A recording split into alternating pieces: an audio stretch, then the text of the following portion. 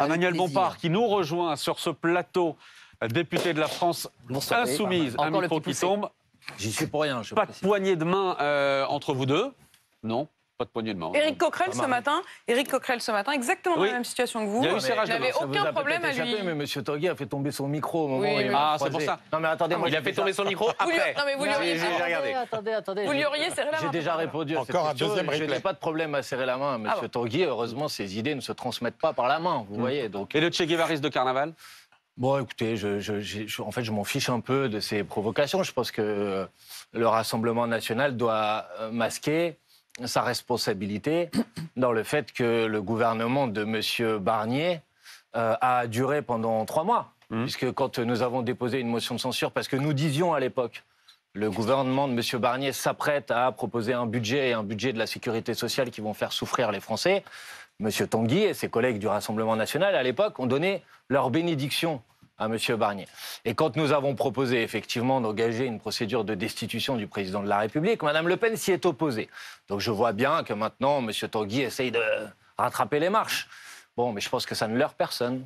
Il est 22h30. Pour poser les choses, poser ce moment et cette soirée historique que nous vivons, je voudrais qu'on revienne 2 heures en arrière. Il était 20h26 tout à l'heure quand Yaël Braun-Pivet, la présidente de l'Assemblée nationale, a donc annoncé solennellement que la motion de censure était adoptée et que le gouvernement était censuré et renversé. Voici le résultat du scrutin. Majorité requise pour l'adoption de la motion de censure 288. Pour l'adoption 331. La majorité requise étant atteinte, la première motion de censure est adoptée. En raison de l'adoption de la motion de censure et conformément à l'article 50 de la Constitution, le Premier ministre doit remettre au président de la République la démission du gouvernement. Vous avez applaudi, il y a de la joie à ce moment-là chez vous? Évidemment. Notre objectif, c'était de faire tomber ce gouvernement, parce qu'en faisant tomber ce gouvernement, on fait tomber un projet, là en l'occurrence, de budget de la sécurité sociale qui allait faire souffrir une grande partie des Françaises et des Français. Et donc oui, bien évidemment que c'était une forme de soulagement. Et de joie, c'est le mot utilisé. Oui, joie, soulagement. Évidemment, je pense à ce moment-là aux retraités à qui on disait non, votre pension de retraite ne va pas être revalorisée à la hauteur de l'inflation au 1er janvier. En faisant tomber le budget de la sécurité sociale, on permet de réintroduire l'indexation des pensions de retraite sur la base de l'inflation. Attendez, je termine de répondre à une question. Vous me demandez si c'est une joie ou un soulagement. Oui, c'est un soulagement de faire tomber un gouvernement qui s'apprête à passer les jours de carence à 3 pour les fonctionnaires. Et d'ailleurs, les fonctionnaires sont dans la rue et sont en grève demain sur ce sujet. Et je veux profiter de ce micro pour leur apporter mon soutien. Donc, c'est-à-dire que l'incertitude dont on parle depuis des semaines et des semaines, que l'on entend aussi dans ceux qui nous appellent, qui nous écrivent sur RMC, sur BFM TV, etc., de cette inquiétude qu'il y avait chez les Français, ce soir, vous en faites fi. Mais l'inquiétude, elle était d'abord sur les conséquences des budgets de M. Barnier sur la production de vie. L'inquiétude, elle était beaucoup sur la censure. Moi, je m'appuie sur la base... Sur l'incertitude, en fait. Non, mais attendez, sur la censure. Depuis maintenant plusieurs semaines, on a tellement entendu tout et n'importe quoi que je comprends qu'il y a des Français qui puissent être inquiets. Quand vous faites croire aux gens que si le budget de la sécurité sociale tombe, les cartes vitales ne fonctionneront pas au 1er janvier, alors que c'est un mensonge éhonté et pur et simple, faut pas s'étonner. Nous, on n'a rien fait croire du tout. On n'a rien fait croire du tout. Et surtout pas ça. Et surtout pas croire aux gens, comme c'est le cas depuis le début de la semaine, et c'était encore le cas des ministres tout à l'heure au banc de l'Assemblée nationale, que si le budget tombe, ils vont payer plus d'impôts, alors que tout le monde sait très bien que ce n'est pas vrai, parce qu'il suffit de faire un budget rectificatif au mois de janvier pour réindexer le barème de l'impôt sur le revenu sur l'inflation. Il ne faut pas s'étonner qu'après, il y a des gens qui... Juste sur ce point-là, vous dites il suffit. Avec qui vous allez le voter, ce budget? Avec quelle majorité vous allez le voter? Écoutez, j'ai été attentif aux différentes personnes qui se sont succédées avant moi sur ce plateau. J'ai entendu tous, sans exception, dire qu'ils étaient pour l'indexation du barème de l'impôt sur le revenu sur l'inflation. Donc là, en l'occurrence, c'est une mesure qui sera, je peux vous l'annoncer, votée à l'unanimité de l'Assemblée nationale. Si vous faites un budget rectificatif, pardon de rentrer dans la technique, il n'y a pas que ça. Non. Là, sauf jusqu'à preuve du contraire, et effectivement, on a entendu toutes les forces politiques, en tout cas les principales représentées, vous n'êtes pas d'accord sur les autres mesures économiques. Donc, l'idée qu'il puisse y avoir un consensus autour d'un budget rectificatif pour précisément assurer aux Français qui ne doivent pas payer l'impôt sur le revenu et qui vont le payer si d'aventure ce barème n'est pas indexé, du mal à voir comment ça passe. Monsieur Duhamel, on a jusqu'à la fin de l'année pour corriger le budget de cette année s'il a été prolongé à l'identique. Si vous pensez qu'à la fin de l'année ou au mois de juin, on n'a toujours pas de budget, Alors oui, dans ce cas-là, ça sera une situation inquiétante. Moi, je Est-ce crois que qu'on vous aura un l'écartez? budget à Est-ce ce que vous moment-là, et l'écartez? donc on n'aura réindexé le barème de l'impôt sur le revenu sur l'inflation. Et cette manière d'essayer de faire peur aux gens en leur racontant des choses qui sont fausses. Mais Emmanuel franchement, Bompard, je trouve est-ce que c'est pas digne vous, du débat est-ce que c'est pas démocratique. vous qui faites peur aux Français, par exemple, quand vous parlez d'austérité, quand on voit que le budget de la Sécu il augmente de plus de 2%, est-ce que c'est vraiment raisonnable de parler d'austérité? Quand on a 3 228 milliards de dettes, est-ce que c'est raisonnable? D'où ma question, est-ce que vous considérez que le rétablissement des finances publiques aujourd'hui est une priorité ou pas? Mais alors, Monsieur Le Chypre, il y a deux choses dans ce que vous dites. D'abord, vous évoquez le budget de la sécurité sociale. C'est pas moi, vous savez, par exemple, c'est Monsieur Robinet.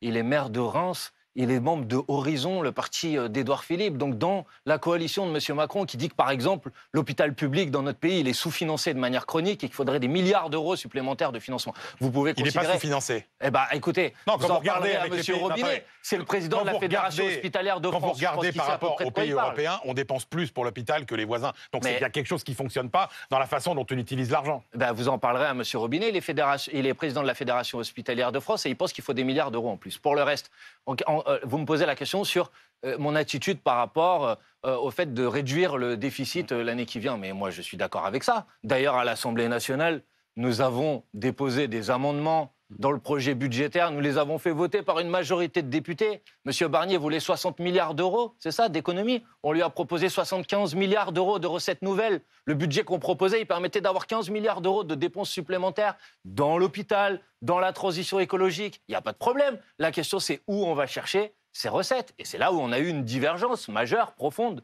avec M. Barnier. Moi, j'aimerais voir un peu à quoi ont ressemblé les alliances de circonstances du jour et à quoi pourrait ressembler celles de demain. Dans les alliances de circonstances du jour, c'est quand même frappant que vous ayez glissé ces mots ville, extrême droite, dans le texte même de votre motion. Vous n'étiez pas obligé d'aller si loin dans ce texte. Vous pouviez simplement dire que vous censuriez le gouvernement. Et je me demande au fond si ce n'est pas une manière de vous donner bonne conscience. C'est-à-dire ne pas avoir à assumer qu'au fond, c'est une alliance avec le RN. Dire, bon, on pourra dire qu'on n'en a pas voulu. Mais, madame, on dépose une motion de censure. Pourquoi? Parce que le gouvernement utilise l'article 49.3 pour passer en force un budget de la sécurité sociale que nous ne voulons pas. Face à cette situation, nous n'avons que deux choix. Soit nous déposons une motion de censure pour faire tomber ce budget, soit nous l'acceptons. Nous ne voulons pas l'accepter. Nous déposons une motion de censure. Dans cette motion de censure, nous présentons notre vision de la situation et les raisons pour lesquelles il faut censurer le gouvernement. Et je vous confirme que de notre point de vue, dans les raisons pour lesquelles il faut censurer le gouvernement, il y a le fait que M. Barnier, depuis maintenant plusieurs mois, a fait une sorte de course vers le Rassemblement national. Donc c'est un problème pour nous. C'est que et sur un le motif. fond, Attendez, je termine. sur le fond, c'est des choses avec lesquelles vous étiez d'accord. Mais c'est une motivation de plus de la censure que nous proposons du gouvernement. Vous ne vouliez pas de cette hausse des taxes sur l'électricité. Vous non plus, vous ne vouliez pas du déremboursement des médicaments. Ce qu'a obtenu Marine Le Pen, vous auriez bien aimé l'obtenir vous-même. Marine Le Pen, elle n'a rien obtenu du tout. Pourquoi vous venez de dire qu'ils avaient cédé à Marine Le Pen. Je ne vous ai pas parlé des sujets dont vous êtes en train de me parler. La suppression des taxes sur l'électricité, c'était un amendement déposé par le Nouveau Front Populaire pendant la discussion budgétaire et qui a été adopté par une majorité des députés. La différence... Non, sauf que c'est pas à ce moment-là que Michel Barnier l'avait taxé. Oui, la différence, parce que là aussi j'ai entendu beaucoup de mensonges, c'est que nous proposions 0 hausse de taxes sur l'électricité. Monsieur Barnier... Tout à fait. Et d'ailleurs, c'est ce que Marine Le Pen a immédiatement dit. Elle a immédiatement dit que c'était pas du tout à la hauteur de ce qu'elle espérait. Pourtant, manifestement, elle avait l'air contente. Elle a fait un communiqué pour crier victoire. Mais attendez, juste Emmanuel Bompard, les Français. Pour rebondir sur ce que disait Apolline et sur effectivement non seulement le contenu de cette motion de censure, mais également celles et ceux qui l'ont voté, dans le cas d'espèce, les députés du Rassemblement national. Est-ce que ce soir, vous les remerciez d'avoir voté votre motion de censure, puisque c'est grâce à eux que vous pouvez venir ce soir expliquer à Maxime Switek que vous êtes satisfait que le gouvernement soit tombé, et c'est aussi grâce à eux que, tout à l'heure, votre présidente de groupe, Mathilde Panot, quelques secondes après que cette motion de censure a été adoptée, s'est rendue dans la salle des 4 colonnes pour appeler à la démission du président de la République. Franchement, vous me reprochez d'avoir écrit dans un texte de motion de censure ce que je pense. Et si je ne l'avais pas fait... Je vous reproche rien du tout. Je vous dis simplement que vous vous êtes donné bonne conscience à peu de frais. Excusez-moi, en quelque sorte, vous me le reprochez. Bonne conscience à peu de frais. Bon, si je ne l'avais pas écrit, si je ne l'avais pas écrit, si mes collègues ne l'avaient pas écrit, on serait en train de faire exactement la même discussion et vous seriez en train de me dire, vous avez fait exprès de ne pas me dire ce que vous pensez sur le sujet pour que le Rassemblement national... Non, on n'est pas Je vous connais pas. La situation politique, elle est assez simple. Est-ce que mathématiquement, et vous y connaissez un rayon en mathématiques, c'est grâce aux députés du Rassemblement national que vous avez pu ce soir faire tomber Michel Barnier. Mais ça ne me gêne pas du tout, il n'y a aucun problème. C'est très simple, quand vous déposez une motion de censure à l'Assemblée nationale pour qu'elle soit adoptée, ça c'est mathématique et arithmétique, il faut que ça soit voté par une majorité de députés. Donc je vous confirme que si cette motion de censure a été votée, c'est parce que le nouveau Front populaire l'a votée et parce que le Rassemblement national l'a votée. C'est vrai. Et une fois qu'on a dit ça, si on vote les deux la même motion de censure, pour autant, ça n'enlève rien aux divergences majeures et profondes qui nous opposent. Et bien évidemment, personne dans ce pays, peut-être à part vous, ne pense qu'il va y avoir quelques gouvernements communs. Est-ce que j'ai dit ça, Manuel Bompard? Non, mais bon, est-ce que j'ai, à un moment, de faire croire que parce que deux formations je politiques constate votent juste la même motion de censure, elles ont une forme de complicité. Manuel Bompard, je constate juste ce paradoxe qui est que quand le Rassemblement national propose des éléments sur lesquels vous êtes d'accord, par exemple, sur la question de l'abrogation de la réforme des retraites, vous faites le choix politique de ne pas les soutenir, alors que quand il s'agit de faire tomber le gouvernement, ça ne vous pose pas de problème qu'ils votent votre motion de censure. C'est pas nous qui avons voté là, posez-leur la question pourquoi. Vous me demandez si je suis soulagé de la chute du gouvernement, je vous réponds oui. Manuel Bompard, moi aussi je vous connais un peu par cœur. Il y a une chose qui me paraît assez évidente, c'est que vous n'êtes pas du tout d'accord avec ceux qui sont censés être vos copains. Si j'ai bien écouté aujourd'hui, Boris Vallaud tend la main aux macronistes. Vous l'avez entendu comme moi, il était à la tribune. Yannick Jadot, ce matin, lance un appel au bloc républicain. Marine Tondelier appelle à ce que tous les membres du Front républicain se parlent. Il ne parle plus du nouveau Front populaire, il parle du Front républicain. Je le regrette. Parce qu'en ce qui me concerne, non mais moi je ne fais pas de langue de bois. En ce qui me concerne, je dis les choses de manière très simple. Monsieur Barnier est tombé. Je pense que le responsable de cette situation, c'est le président de la République. Je vais répondre à votre question, ne vous inquiétez pas. C'est juste pour poser mon propos dézoomez. Je dis maintenant, si monsieur Barnier veut nommer un gouvernement, monsieur Macron, veut nommer un gouvernement de gauche, on a une candidate pour ça, on s'est mis d'accord sur son nom, c'est Lucie Castet, et évidemment que dans ce cas-là, nous sommes tout à fait... Mais vous croyez vraiment encore à la nomination de Lucie Castet? Vous me posez une question sur les différentes options qui sont sur la table. Celle-là existe. Mais est-ce que vous y croyez? Je vois bien que, comme vous, Emmanuel Macron, j'ai entendu ce que vous disiez dans votre duplex, manifestement, il envisage plutôt de renommer un macroniste, ce qui devrait quand même vous interroger. C'est-à-dire qu'on est en train de nous dire que M. Lecornu, qui depuis 7 ans est ministre d'Emmanuel Macron, alors que les macronistes ont perdu les élections européennes l'année dernière, qu'ils ont perdu le premier tour et le deuxième tour des élections législatives, et on considère qu'il n'y a pas de problème d'un point de vue démocratique de nommer un macroniste comme Premier ministre. Enfin, pardonnez-moi, mais on est dans une démocratie, et quand les gens votent à une élection, la moindre des choses, c'est quand même de tenir compte du résultat des élections. C'est la question qu'on a posée tout à l'heure à Aurore Bergé. Je reviens quand même sur ma question, Manuel Bompard. Vous êtes arrivé dans cette mandature avec un nouveau Front populaire qui était censé... On se souvient de vous, 4 avançant ensemble comme dans un film hollywoodien pour dire que vous étiez super copains. Aujourd'hui, je constate malgré tout qu'il cherche d'autres amis que vous. Mais bon, en quelque sorte, je vais vous dire, la réponse, vous l'avez eue avant moi sur le plateau. Madame Berger, elle a répondu à la proposition de M. Vallaud, de Mme Tondelier et de M. Jadot. Elle a dit, il n'en est pas question. Mais moi, ce qui m'intéresse, c'est pas la réponse. C'est pas la réponse d'Aurore Bergé. C'est le fait que ceux qui étaient censés être vos camarades cherchent d'autres amis que vous. Non, mais c'est pas ce qu'ils ont dit. Mais je vous ai dit. Ils ne se satisfont plus visiblement de ce qui était le nouveau Front populaire. Apolline de Malherbe, pour que les choses soient très claires, le nouveau Front populaire, c'est un programme avec des députés qui ont été élus sur la base de ce programme. Attendez, mais je vais vous répondre. Moi, je ne vais pas esquiver la question. Les écolos, les communistes, les socialistes. Je vais vous répondre clairement. Moi, je reste fidèle au programme du nouveau Front populaire. Je pense que s'il y a une possibilité de gouverner tout de suite dans la configuration actuelle de l'Assemblée, ça doit être sur la base du programme. Et après, bien évidemment, en essayant de faire voter nos textes par une majorité de députés à l'Assemblée nationale. Si certains se détournent du programme du nouveau Front populaire... Non, mais il y a des nuances dans ce que les uns et les autres disent. Si certains s'en détournent, qu'est-ce que vous voulez que je vous dise de plus que je le regrette, j'espère qu'ils vont changer d'avis et qu'ils vont rester fidèles aux engagements qu'ils ont pris devant les électrices et les électeurs, simplement. Sur ce plateau, c'était d'ailleurs celui qui ouvrait l'émission, il y avait Olivier Faure, le premier secrétaire du Parti socialiste. Et quand on rentre dans le détail de cet accord de non-censure, alors, il commence par dire qu'il regrette que les autres forces de gauche, que certaines forces de gauche, en l'espèce vous, ne souhaitent pas gouverner. Donc visiblement, il considère que vous ne souhaitez pas gouverner. Et il lui dit, l'accord de non-censure, ça veut dire un Premier ministre qui soutient le nouveau Front populaire, pas de macronistes au sein du gouvernement, et simplement, on essaie de trouver des accords pour éviter qu'il y ait de la censure, et on n'utilise pas le 49.3. Qu'est-ce qui vous pose problème là-dedans? C'est que ça n'existe pas. Et Mme Berger vous l'a dit.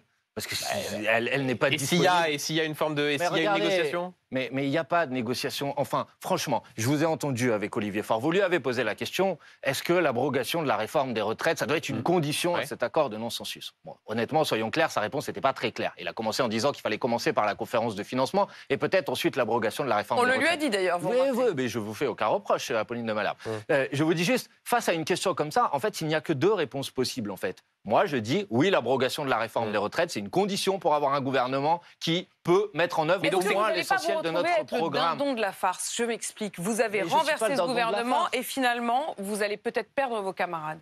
Mais non, mais vous avez, encore une fois, vous pouvez continuer à répéter quelque chose, mais moi j'essaye, par respect pour les gens qui sont venus avant moi. Répéter des mensonges ne font pas une vérité. Vous allez dire la même forme. Non, pas du tout, pas du tout. Regardez, allez jusqu'au bout. Moi, j'essaye de respecter les invités qui se sont exprimés avant moi sur ce plateau, donc j'écoute ce qu'ils disent et j'en tiens compte. Est-ce que vous avez entendu Mme Berger répondre à M. Faure? Vous l'avez entendu? Non, mais Manuel Bompard, ça n'existe pas. Manuel Bompard, on ne peut pas non plus considérer qu'Aurore Berger, aussi influente soit-elle, représente à elle seule toutes les hypothèses institutionnelles qui arrivent demain. Exemple, parmi les profils que l'on cite, il y a toujours Bernard Cazeneuve. Alors, on ne sait pas si c'est l'hypothèse la plus plausible, mais le fait est qu'elle continue d'être évoquée. Bernard Cazeneuve est un homme de gauche.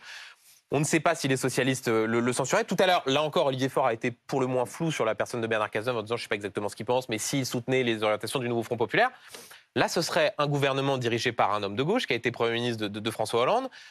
Ça, c'est absolument non. Et Benjamin Duhamel, il faut être clair avec les gens. Si c'est Bernard Cazeneuve pour mettre en place au gouvernement le programme du nouveau Front populaire, alors pourquoi vous ne choisissez pas la candidate proposée en accord par les 4 composantes du nouveau Front populaire? Vous voyez bien le problème. Donc la vérité, c'est que c'est pas Bernard Cazeneuve pour mettre en place. C'est Jean-Luc Mélenchon à l'Élysée. Mais vous écoutez ce que je suis en train de dire ou... Complètement, justement. Je vois que toutes les hypothèses, Mais c'est pas toutes les hypothèses. Je vous ai dit que si on veut, mais vous Emmanuel voulez quand même Macron, Jean-Luc Mélenchon à l'Élysée, rassurez-moi. Vous n'avez pas changé si Emmanuel Macron décide enfin de renoncer à s'entêter pour s'accrocher au pouvoir comme il le fait depuis le résultat des dernières élections législatives. Il a été élu pour 5 ans. Se tourne vers la gauche et dit le nouveau Front populaire, je vous demande de constituer un gouvernement. On a une candidate pour cela. Pourquoi vous voulez en inventer une autre? Manuel Parce que vous dites vous-même que c'est pour faire le programme du nouveau Front populaire. Si c'est pour faire le programme du nouveau Front populaire, il vaut mieux choisir celle qu'on a choisie. Mais vous voulez quand même toujours que Jean-Luc Mélenchon arrive à l'Élysée? Mais évidemment. Mais évidemment. Et le plus vite possible. Mais évidemment. Et alors, mais pas pour Jean-Luc Mélenchon, pour moi. Pour le pays. Oui. Moi, excusez-moi, mais attendez. Excusez-moi, c'est quand même un sujet. Ah non, mais j'ai jamais dit que c'était pour des. Je vais vous répondre franchement. Je vais vous répondre franchement. Moi, je veux bien commenter les noms, les trucs. Voilà. Bon, la vérité, je réponds avec franchise. C'est que je vois bien, on a vu depuis 6 mois que, en fait, les macronistes disent compromis, ils n'en font aucun. Donc je vois bien que je crains qu'il n'y ait pas vraiment de solution institutionnelle dans le cadre de cette Assemblée. Et c'est pour ça que je dis les choses. Parce que je cherche une solution de stabilité pour mon pays.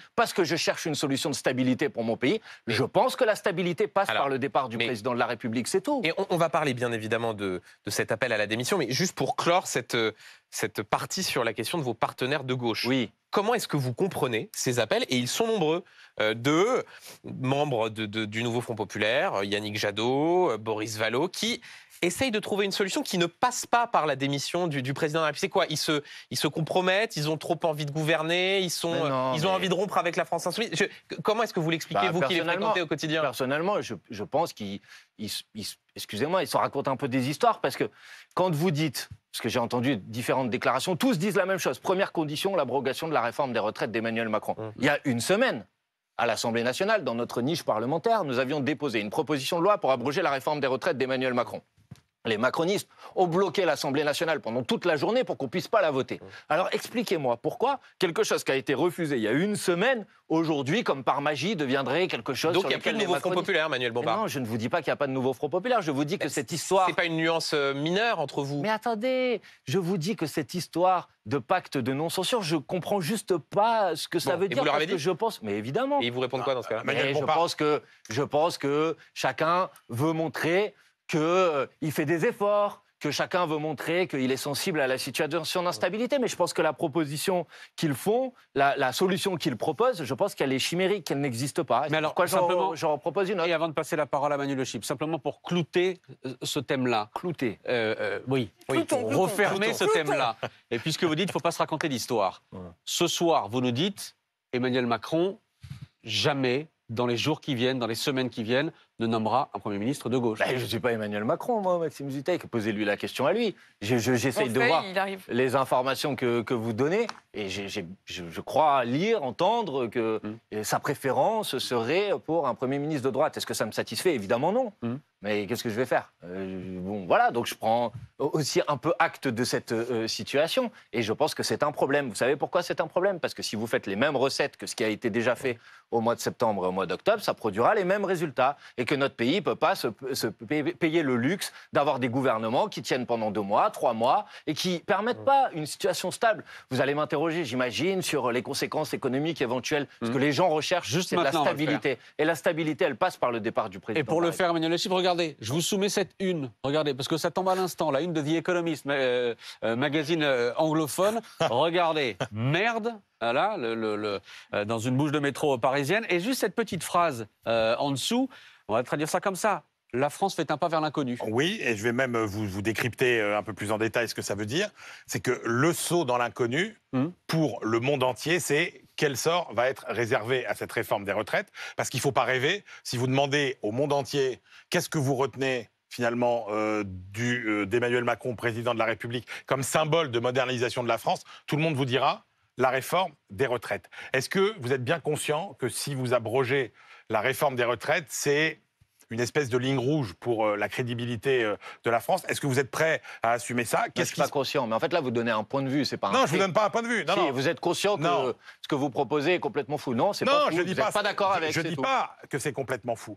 Je dis, au regard de ce que disent les investisseurs sur les marchés financiers, etc., que c'est le sujet, le seul sujet auquel ils vont prêter attention. Emmanuel Le Chip. La question, c'est est-ce que vous êtes prêt à assumer d'éventuelles turbulences si jamais cette réforme est considérée comme une non-crédibilité totale des finances publiques françaises? Qu'est-ce que vous proposez pour rassurer? Est-ce que vous mettez au regard des 15 milliards que ça va coûter par an à terme, des recettes, etc., qu'est-ce que vous avez pour garantir la crédibilité de la signature française? Bon, d'abord, la première chose que je veux vous dire, c'est que ça ne vous aura pas échappé, nous sommes en démocratie.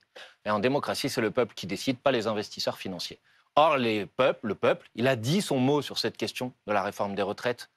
Les Français, ils sont très largement, majoritairement, très largement... Enfin, les Français, ils vivent à crédit avec l'argent que le monde leur prête. Non, mais attendez, vous pouvez leur donner des leçons si vous voulez, mais quand vous avez plus de 90% des actifs qui sont contre la réforme des retraites d'Emmanuel Macron, l'ensemble des organisations syndicales, et qu'il n'y a pas de majorité à l'Assemblée nationale et que c'est un 49-3 qui est utilisé pour la passer en force, vous pouvez dire c'est eux qui ont raison. Mais vous n'avez pas raison si vous êtes tout seul. Donc la première chose que je vous dis, c'est que désolé, mais on est en démocratie. Et les Français, ils ont largement soutenu l'abrogation de la réforme des retraites et c'est ça qui doit s'appliquer. Pour le reste, monsieur, quelle est votre inquiétude sur l'abrogation de la réforme des retraites? C'est le financement?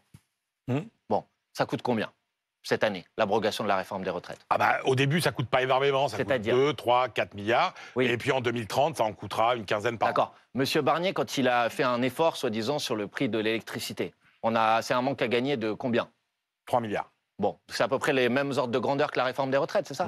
Bon, alors pourquoi c'était possible pour l'électricité, c'est pas possible pour les retraites? Parce que ça fait beaucoup de milliards à la fin. Ah d'accord, donc c'était l'un ou l'autre. Non, mais ça en fait 3 par là, 3 par là. Vous voyez, il y a un petit problème dans votre argumentation. Non. Quand M. Barnier a dit « je renonce à l'augmentation du prix de l'électricité », ça coûtait 3 milliards, vous ne lui avez pas dit « ça va être le problème de la crédibilité de la France sur la scène internationale ». Mais sur les retraites, vous dites ça. C'est bizarre, non? Oui, mais maintenant, parce vous me que posez c'est ce la que je vous question des disais sur recettes. la symbolique de cette réforme des retraites. Mais c'est pas la même chose. C'est pas la même symbolique, chose. monsieur, c'est des gens de toucher à l'électricité que de toucher aux retraites. D'accord, monsieur, la symbolique, c'est des gens qui arrivent à 64 ans, qui sont fatigués, qui sont épuisés, qui ont des maladies, qui ont mal au dos, qui meurent avant d'arriver à l'âge de la retraite. Ça, c'est la symbolique, vous voyez, concrète. C'est la conséquence concrète de cette réforme. Alors oui, excusez-moi, mais Oui, le nouveau Front populaire, quand il gouvernera, l'une de ses premières mesures, ça sera d'abroger la réforme des retraites. Pour le reste, le financement, on l'a déjà présenté 40 fois. J'ai pas de problème à vous le représenter. On peut faire une surcotisation sur les hauts revenus. C'est ce que nous avons proposé dans le cadre du débat sur la projet de loi de finances de la sécurité sociale. Je vous arrête tout de suite. Non, ce ne sont pas les cotisations de l'ensemble des salariés qui vont payer le prix. Je vous parle de 2 ou 3 plafonds de la sécurité sociale, c'est-à-dire des gens qui gagnent plus de 8 000 € net par mois. Ça devrait aller, une petite surcotisation sur ce sujet. Si on fait l'égalité salariale entre les femmes et les hommes, on rentre plus de 10 milliards d'euros dans les caisses de retraite. Si on ramène des gens dans l'emploi, parce que moi je veux bien qu'on me dise que c'est la censure du gouvernement qui va se traduire par une catastrophe économique, mais les prévisions économiques sur le budget de M. Barnier, elles ont été faites, et pas par la France Insoumise, par des organismes comme l'OFCE, l'Observatoire français des conjonctures économiques. C'est 150 000 € d'emplois en moins le budget de M. Barnier, et c'est une baisse de la croissance de 0,8 points, c'est-à-dire une division de la croissance par 2. Ça, c'est pas le budget que moi je propose, c'est le budget que M. Barnier propose. Donc oui, quand on fait tomber le budget de M. Barnier, c'est aussi bon sur l'économie, monsieur le chef. Emmanuel Bompard, je voudrais qu'on parle ce soir aussi de ce mot qui a été prononcé, je crois, moins de 2 minutes après les résultats de la motion de censure qu'on a vu tout à l'heure, et par Mathilde Panot, et par Jean-Luc Mélenchon sur Twitter. C'est le mot de démission, Benjamin Duhamel. Oui, j'ai 2 questions à ce sujet, une pratique, l'autre de l'ordre plus théorique ou philosophique. La première pratique, vous dites, la seule solution pour essayer de trouver de la stabilité institutionnelle, c'est la démission du président de la République.